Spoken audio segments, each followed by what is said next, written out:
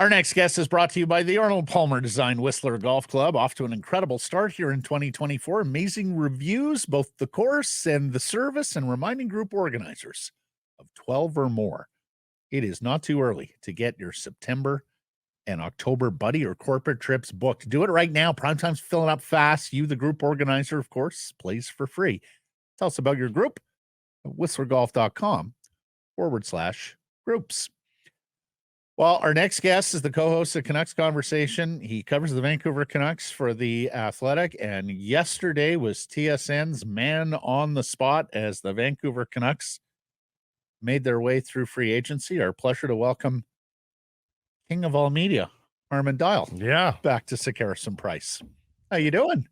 Doing great. I think that's the best intro anybody's ever given me. So very, very, I don't know about King of Media, but we'll work at it one step at a time, right? It was perfect timing. You are a free agent available for hire, and you worked free agent frenzy. It was just meant to be. Oh, wow. Yeah. Some news here. I'll be interested to see how many million Harman Dayal gets here. That's right. In the next wave of free agency. Maybe $1 million pesos. We saw you pitch hitting for Farhan yesterday. Amazing job. Very well done. Thank you. DeBrusk. You know, Harm, good player. I think everybody likes the player. I take a look at what some of those other wingers went for it yesterday, and do notice the distinction between DeBrusk getting the 7 years and other guys getting much less than that.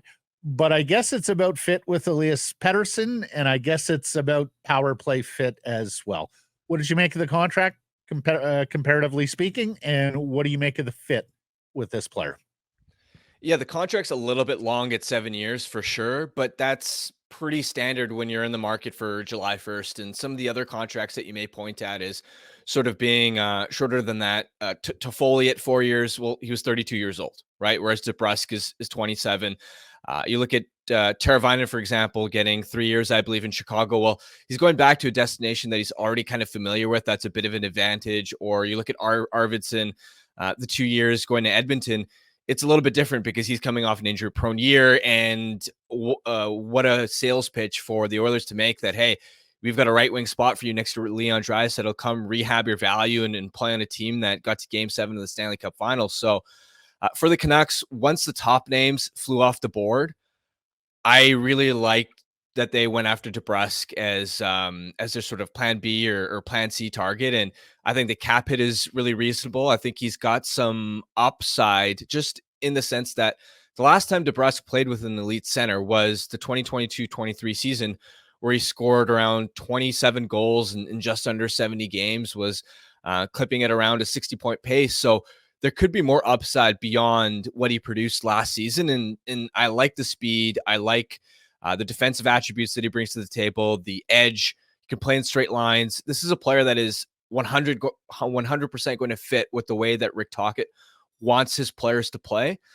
So I really like that fit. And then the only sort of unknown is hopefully he can develop some chemistry with Pettersson specifically. If not, I'm sure that he'd be a fit with Miller. Hey, Harm, was something lost when they didn't get Guentzel? Like, would you have been for trading a future third-round pick and paying Guentzel $9.5 million on a 7-year deal? Is something lost by them not being able to achieve that? Yeah, I mean, he would have been an elite difference maker at the top of your lineup. Of course, you may not have had as much money to make depth acquisitions and fill out the rest of your roster. But yeah, he would have been a game changer, and I think the type of elite goal scorer that can really propel a team forward. Now, I don't think it's as simple as just trade for his rights, and he would have wanted to sign here, because we've seen plenty of examples of teams trading for players' rights and it not working out. And I think if a team, put it this way, Tampa must have been reasonably confident that Guentzel was going to go there before they even made the trade. And it's hard to compete with the no state tax thing, right? $9 million in Tampa. What does that number on a long-term deal look like in Vancouver, where the taxes are much higher? So I don't know if Guentzel was ever really a realistic possibility because of that. Once Tampa cleared all that cap room, yeah, it would have been nice. But ultimately, with the options that the Canucks had at their disposal, I thought they did pretty well in landing a decent running mate for Elias Pettersson. He's a defensive, plus player as well. Is that a shutdown line now? If Pettersson and DeBrusk are together, are they the ones getting the tough assignments? And does it matter then who the third player is on that line? Well, part of it may depend on which line Tocchet plays Höglander on. If Höglander's in the top six, because if Höglander is playing with Pettersson, then I don't imagine he'll be using that line in a matchup role, just because I don't think the trust is fully there with Höglander yet going up against the opposition's best players. I would imagine as a default, just because Tocchet still has so much trust in JT Miller. We saw how successful he was for some stretches against the Connor McDavid line in the second round of the playoffs. Plus how much Brock Besser has worked on developing his all-around game. I still think Tocchet would view the JT Miller line as his go-to going up against top matchups type line. Is there a chance that the Vancouver Canucks still have a big splash left in them, do you think? Is there a chance that they've got a defenseman coming, something else up their sleeve? Jim Rutherford tends to like to make big splashes. I don't know that Jake DeBrusk is a big splash. Yeah, it may not necessarily happen now, but at any point between now and the trade deadline, if this team takes on the type of profile that they did last year, where they look like a team that can do some damage in the playoffs, then absolutely. I imagine they'll try to make a splash, because when I look at the back end, for example, that blue line worries me a little bit. I think it's fine in the sense that if you started with it come October, you're not going to fall off the map. You're still going to be on track to be a playoff team. But if you want to make a deep postseason run, ideally you're not starting with Myers in a top four role. And I like the size that they've targeted, but I wonder if they have enough puck moving, because when you stack Hughes and Hronek together on the first pair, the second and third pairs, I don't see enough speed and just the ability to get out of your own zone. I'm not even talking about generating offense necessarily, but you can acquire that piece. I mean, whether it's deeper in July, in November, like the Zadorov trade, at the trade deadline, like there's time for them to make some type of extra significant addition. I expect that to happen. Is it going to happen this summer?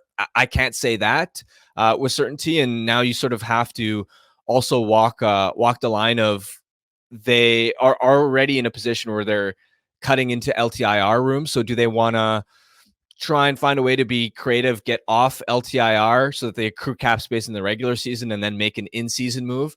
There's different ways of going about it, and I can't predict timing. But yeah, I would suspect that management still has a significant move to make at some point. If this is the 6 or 7 defensemen they're going in with, would you split Hronek and Hughes, Harm? Not as a plan A. I think they're just so good together. And when you look at the advantage that Hughes and Hronek gave the Canucks, a plus 30 goal differential at 5-on-5, which for most of the season was the best among all top pair defensemen in the NHL. That's a massive competitive advantage. Hughes winning the Norris Trophy, I don't think it's a coincidence that he took that next step with Hronek by his side. I don't want to saddle Hughes with whether it's Tyler Myers or Vincent Desharnais, because I think those players would take something off the table for Hughes in terms of what he can do offensively. So not as a plan A, but hey, you may run into a spot where if it is, if your bottom four doesn't have enough speed, doesn't have enough puck moving, then maybe you need Hronek to stabilize a second pair. That can be a plan B option. But I just think Hughes and Hronek are too good together, and it gives you an elite top pair. I think those differences at the top of the lineup matter. Could you not have combined a couple of the depth defensemen that they signed and had an elite defenseman? And it takes two to tango. You can't just do that. Maybe not elite, but one of the bigger name defensemen. Legit top 4. You need them to want to come. So it's not like you can just say, oh, make that equation and say, why didn't you just combine those two guys and get so-and-so? That so-and-so needs to want to come here, whether it's Montour or Pesce or whoever. But you hope that they considered that, don't you, Harm, that to bring in one other legit top 4 defenseman? Yeah, again, if they want to go deep in the playoffs, they're going to need that. And especially once you get into the postseason, you're going to run into teams that are so quick and so heavy on the forecheck, and so much of the battle. Look at the Edmonton series. I feel like whatever team controlled the run of play and spent more time in the offensive zone was a team that could break the puck out better from the defensive zone. Edmonton ran into issues at times against Vancouver's heavy forecheck.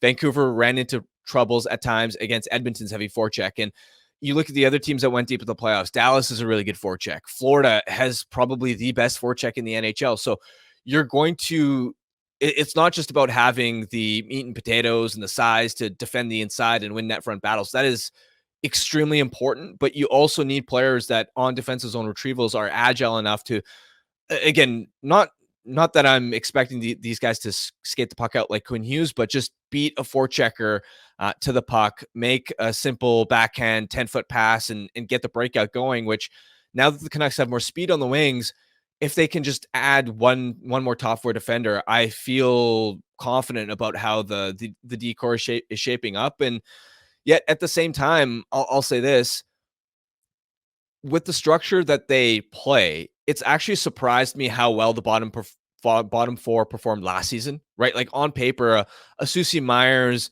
pair doesn't like, I like Susie a lot, but when you think about contending teams' second pairs, it doesn't excite you on paper. And yet it mostly worked. It was fine. It wasn't like this major problem. So I think the back end, put it this way, if they start with this back end this fall, this September, this is what they roll out with, they'll be fine. Come the trade deadline, I think they'll need to add a piece. Yep, much like they did last year. Some in-season work was required. Zadorov, Lindholm, of course, you have to have assets to make that happen, and we know they're not flush with that.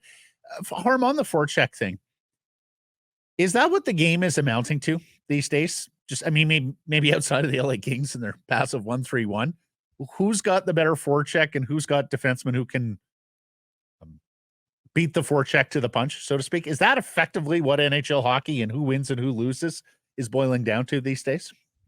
A lot of it is. I wouldn't say it's there's more to it than that, because I look at a team like the Hurricanes where they have those forecheck elements, they have a mobile decor, and yet what they haven't had for a while up until acquiring Guentzel at the deadline, and even then it didn't quite work, is elite scoring, right? And especially you need your power play clicking, which the Canucks power play was up and down through the second half and through the postseason. And when you look at a team like Carolina that had those two ingredients that you mentioned, why they fell short in the playoffs, well, their special teams got annihilated by the Rangers, not just beaten, annihilated. And same thing with the Oilers. The power play percentages that they were riding, but also the PK rocking at over 90%. That's a massive reason why they were able to get to the Stanley Cup final, despite at 5-on-5. In a lot of these series, they're around break even in terms of goal differential. So I think if you can combine the high end forecheck, ability to move the puck, have enough offensive pop at the top of your lineup, and you've got special teams, that's a really strong foundation for going deep in the playoffs. Is there more chances off the rush with this team as you see it right now? Because that was something that came up as well, both in terms of entertainment and also in terms of having a diverse attack. Do you see this group being any more capable of chances off the rush? DeBrusk definitely checks that box. Watching him at times during Boston's playoff run, he's got the speed. He can drive zone entries. He's not going to do it on an every shift basis, but he's got the wheels to make an impact, to carry the puck into the offensive zone with possession, transport it up the ice. They're a quicker team, and I'm really curious to see how Tocchet is potentially going to open the system up a little bit, because in his first season coming to Vancouver, the first priority at all costs would have been, we got to clean up the defensive environment. And he successfully did that. Now it's about, can I inch the dial up, opening things up offensively, especially off the rush, without losing the defensive solidity that makes us so hard to score on. So part of it, yeah, DeBrusk checks that box. I do think the other side of it is going to be systematically, are they going to open things up slightly? Now, in terms of creating off the rush, a huge part of it is also your defenseman joining as a second layer of attack, oftentimes as a trailer. Again, in the bottom four, I don't see enough of that, because I'm not expecting Forbort, Desharnais, Susie and Myers, those types of guys to consistently join the rush. And I think that is, personnel-wise, again, something that may hold you back. But with this Canucks team, you're not looking to go from one of the worst rush teams offensively statistically to overnight you want them to be top 10, even a marginal improvement, even if you can not even getting the league average, but if you're, let's say, ranking 19th next year in terms of rush chances, that's going to be a significant improvement. And when you pair it with what this team does off the forecheck, does off the cycle, does in zone, that would give you huge gains offensively. Harm, Sherwood, Heinen, which one do you like better and why? I love both. Can I say both? Yeah, you can. Yeah, I was banging the drum on Heinen on Canucks conversation for a while there. I just really love how versatile he can be, moving up and down the lineup, defensively responsible. He's got some wheels. He can play a sort of similar role as Pius Suter, where Suter's likely shifting to center. So you're looking for a guy that can be the third wheel on a line, isn't going to be the most exciting or flashy driving play, but can give you 15 plus goals. Somebody that Tocchet can trust defensively and can use anywhere in the lineup. That's what Heinen gives you. And Sherwood, I mean, he was just such a pain in the neck to play against in the playoffs. Gives you pace, gives you grit, and helps give that fourth line some identity. That's one thing that when I look at last season, I felt like the Canucks fourth line didn't have enough of was, okay, maybe one guy like a Lafferty might have given you wheels, but he wasn't very physical down the stretch in the playoffs. Or Phil DiGiuseppe, again, he can forecheck all right, but doesn't really give you that distinct identity that I think Sherwood gives you. So I'm really excited about his addition, and he gives you some secondary pop as well. 10 goals and 27 points when you're playing on a fourth line in around 70 games is nothing to scoff at. Does the Joshua signing look a little bit better in lieu of what happened yesterday? Absolutely. I mean, Trenin getting $3.5 million per year for 4 years going to Minnesota. Josh was a clear step above Trenin for me, even though I really like Trenin. The Tanner Jeannot trade as well. The Kings paying a significant price to acquire a guy that hasn't really scored much the last couple of years. Even the Beck Malstein trade. These big bodies that can forecheck, that hit hard, that give you secondary offense are really coveted. And yeah, that contract is already starting to age well for the Canucks. Last question, Harm. It's our poll question today. On paper, are the Canucks better today than they were at the start of the playoffs?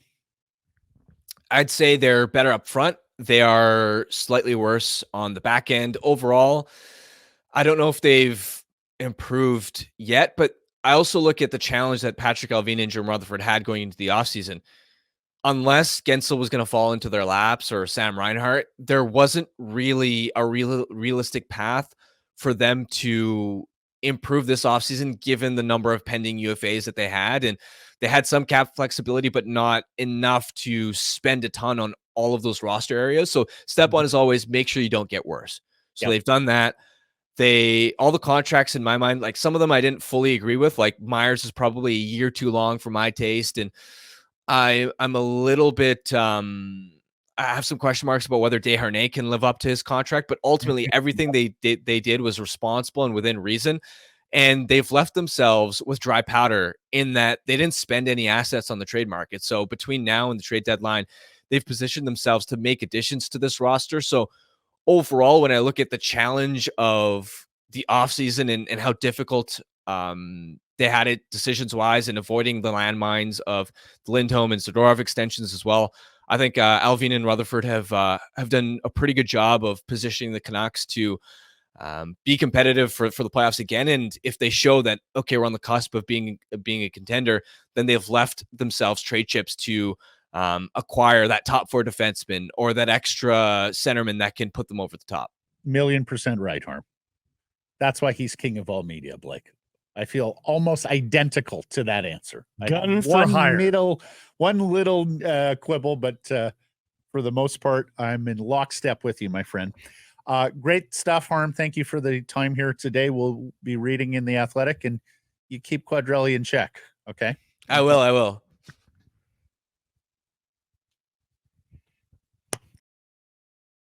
Hey, everybody, if you're enjoying what you're seeing here, then follow along with Sekeres and Price on YouTube. I promise more content coming. The kids call it subscribe. on YouTube. Well, how about liking it? Do that as well. Smash it right now.